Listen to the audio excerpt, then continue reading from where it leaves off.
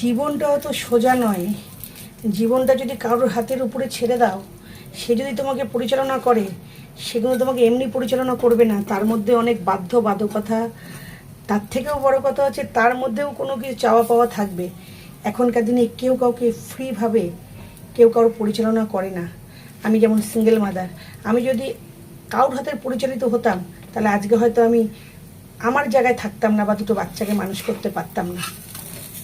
সেজন্য বলি, যে যেভাবে আছো সেভাবে থাকো, পরিশ্রম করো, পরিশ্রমের ফল তুমি পাবেই। কারণ আমি কিন্তু পরিশ্রম করে আজকে এই জায়গাটাতে এসেছি। আমি কিন্তু কারোর উপর ডিপেন্ড করিনি কখনো। যারা সিঙ্গেল মাদার আছো বা যারা নাকি হয়তো স্বামী ছেড়ে দিয়েছে, বাচ্চা ছোট, ঘরে বসে অনেক ইনকাম আছে, হোম ডেলিভারি আছে, ঘরে বসে অনেক কাজ আছে। যদি শিক্ষিত হও, অনেক কাজ আছে। যদি তুমি নাও পড়াশোনা জানো, আয়া সেন্টার আছে, বাচ্চা দেখার কাজ আছে, অনেক কিছু আছে। যদি তুমি খাটতে পারো, তোমার পয়সার অভাব হবে না। এটা আমি বুঝি, এটা আমি মনে করি। সবাই সবার জায়গায় ভালো থাকো, কারোর উপর কেউ নির্ভর না হয়ে এগিয়ে চলো। দেখবে একা থাকার মজা আলাদা।